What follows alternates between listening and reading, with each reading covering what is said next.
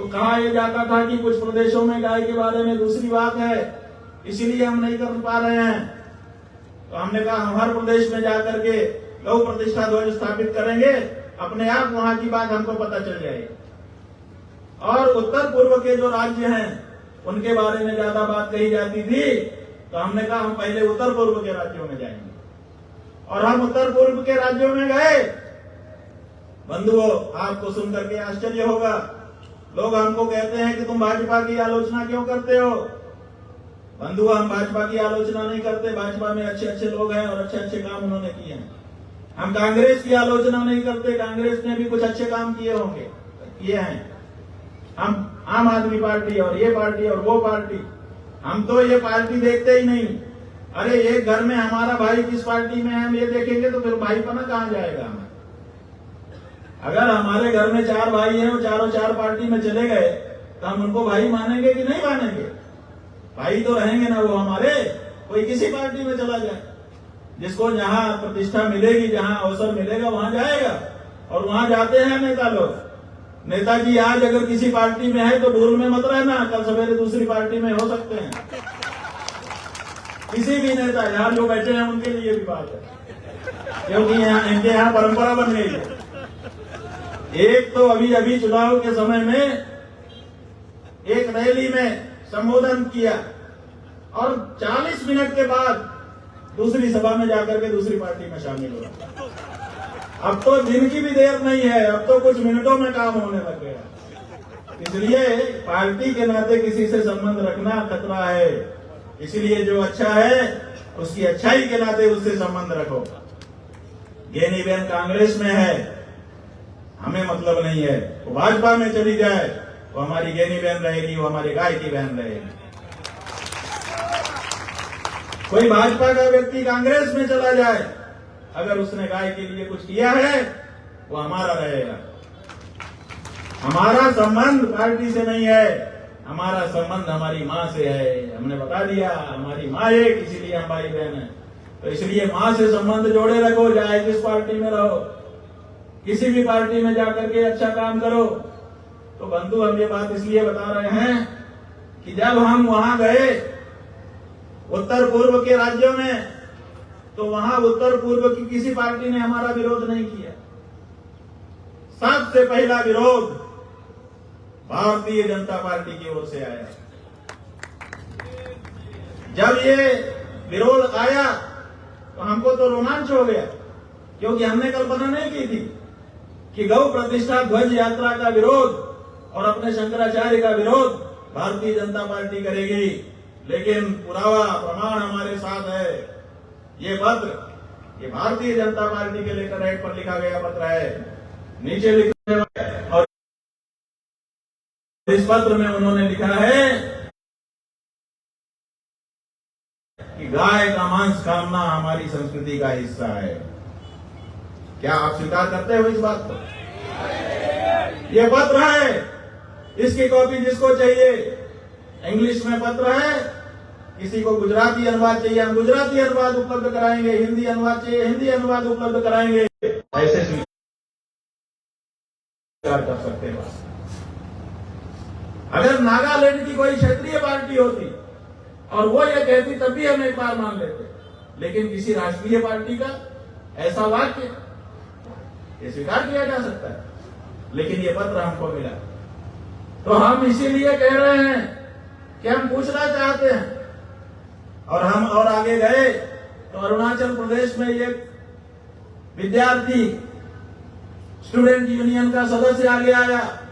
उसने कहा शंकराचार्य जी हमारे यहाँ गाय की रक्षा करने के लिए आना चाहते हैं, आए, लेकिन पहले उत्तर प्रदेश में जाएं। उत्तर प्रदेश में सबसे ज्यादा गाय के मांस का निर्यात हो रहा है।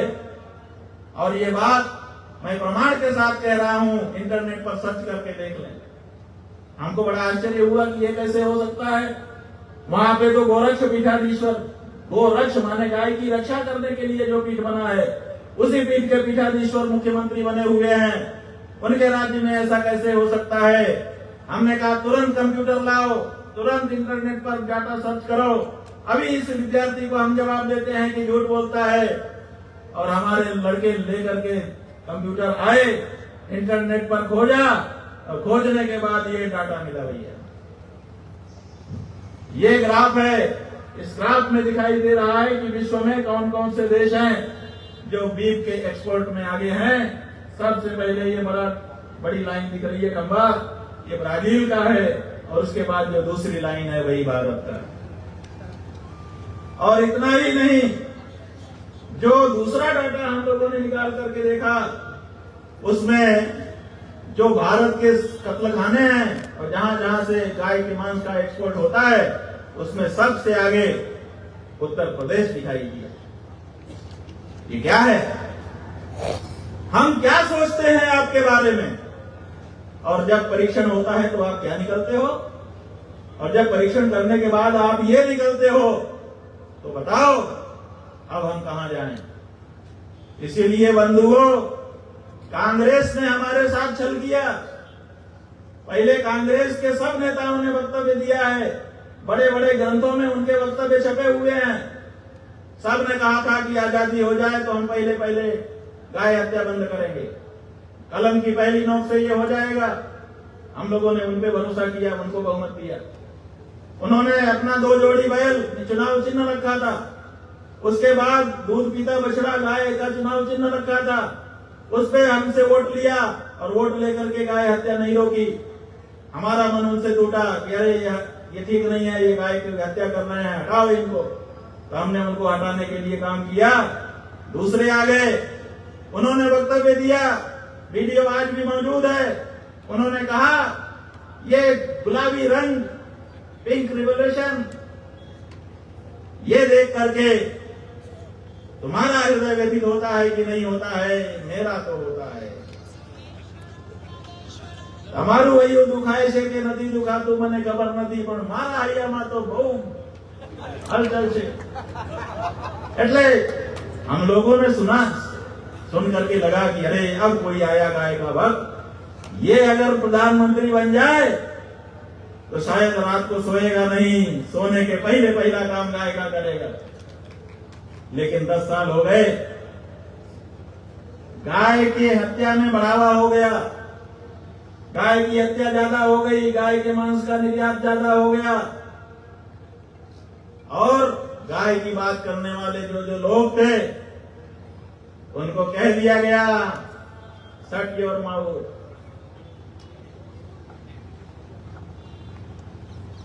हमारे लोगड़िया जी को 8 साल से आपने मौन में देखा है। ये मौन इन्होंने नहीं स्वीकारा था, इनको मौन के लिए कह दिया गया था कि मौन रहो। लेकिन आखिर कब तक मौन रहे? जो हृदय की बात है उसको बिना बोले चैन नहीं आता।